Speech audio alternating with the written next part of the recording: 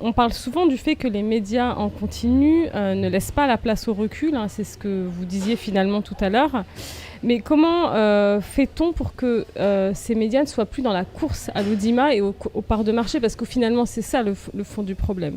C'est qu'aujourd'hui, on a des médias donc, en continu qui sont plus des fabricants d'informations avec une vraie contrainte économique, qui sont des entreprises, que des journalistes, j'ai envie de dire. Alors comment on arrive à casser le cercle, si tant est que ce soit possible? Oui, il faut avoir à l'esprit que le concept même de médias d'information en continu, en tout cas en télévision, apparaît dans un contexte commercial, hein. La première télévision d'information en continu qui va jouer un rôle important, je dirais très rapidement d'ailleurs au niveau planétaire, c'est CNN.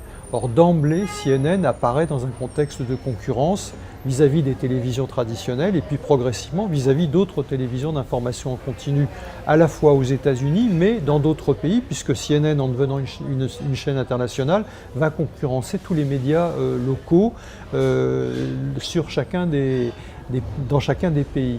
Et ce qui est important de voir, c'est que d'emblée, le concept que développe CNN est conçu pour permettre à la fois une captation de l'intérêt, une captivation, on dirait, une captation en tout cas de l'émotion, de l'intérêt du public, et donc très largement, avec une dimension de spectaculaire très fort. D'où, si vous voulez, on ne peut pas dire que CNN, puis les autres chaînes d'information en continu sont en permanence dans ce rythme de l'événement, mais c'est dans les événements forts qu'ils s'imposent comme des médias ayant une singularité et ayant une capacité à intéresser leur public. Et c'est dans ces événements-là que petit à petit, ils vont agglomérer des publics de plus en plus importants. Par exemple, dans le cas de CNN, ça va être la guerre du Golfe, ça va être le siège du Parlement de Moscou, puis ça va être la guerre d'Irak. C'est un certain nombre d'événements comme ça qui vont faire que petit à petit,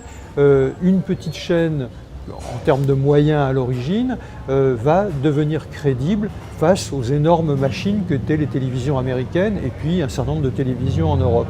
Et pour y arriver, ils ont été obligés de concevoir, puisqu'ils n'avaient pas énormément de moyens économiques au départ, ils ont été obligés de concevoir un mode d'organisation complètement différent. Par exemple, plutôt que d'avoir une couverture, puisqu'ils avaient une intention planétaire, plutôt que d'avoir un espèce de maillage planétaire comme toutes les grandes agences d'information ont, hein, des correspondants dans chaque pays, etc., ils ont eu au contraire l'idée de créer quelques bureaux dispersés sur la planète où étaient concentrés un certain nombre de moyens techniques et de journalistes, et c'est chacun de ces bureaux qui, lorsqu'un événement se produit, vont projeter des journalistes. C'est vraiment la notion comme les militaires, on projette des journalistes sur ces lieux de l'événement.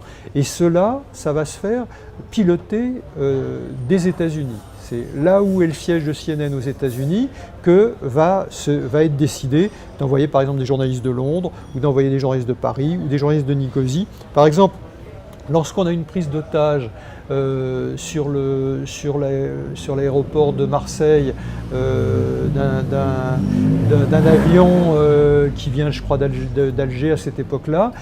Oui, ce sont des journalistes de Londres qui vont couvrir l'événement parce que les journalistes de CNN qui étaient basés à Paris n'étaient pas disponibles, avaient moins de moyens de le faire. Donc ça, c'est assez classique comme dispositif. Donc ça, c'est la première chose, on projette des journalistes. Ces journalistes qu'on projette sur un événement, par définition, ils n'en connaissent pas la nature.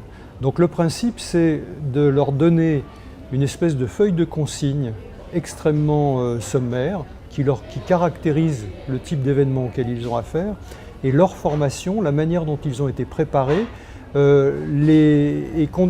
tient compte, je dirais, justement du fait qu'ils doivent pouvoir très rapidement sur place trouver un certain nombre d'interlocuteurs qui peuvent décrire l'événement, et ils ont, je dirais, les rudiments, les manières d'aborder les témoins de telle manière à ce que ces témoins puissent traiter l'événement. Donc c'est vraiment on n'en a pas toujours l'idée, mais c'est une technique très particulière de pratiquer le journalisme, c'est-à-dire un journaliste qui n'est pas un spécialiste d'un domaine, qui n'est pas habitué à travailler avec les interlocuteurs qu'il va avoir sur place, mais qui a appris, je dirais, ce type de positionnement et qui va le répéter de manière extrêmement fréquente. Et si on prend par exemple à notre échelle, à l'échelle française, la chaîne qui me semble avoir quand même beaucoup repris de ce modèle CNN, c'est certainement BFM. Parce qu'effectivement, ils ont ce principe de projection, alors qui est certes à notre échelle. Ils ont certes un certain nombre de journalistes qui sont répartis en France et qui vont être amenés justement à faire cette projection donc à l'échelle de BFM. Et puis c'est vrai aussi à une époque où on peut travailler avec des matériels beaucoup plus légers que ce qui était le cas lorsque CNN a été créé. Et de l'autre manière, on leur demande effectivement de pratiquer un mode d'interrogation, un mode de captation, je dirais, des témoignages extrêmement sobre, extrêmement direct, et dans lequel ils vont être capables de passer d'un témoignage à un autre et d'un événement à un autre.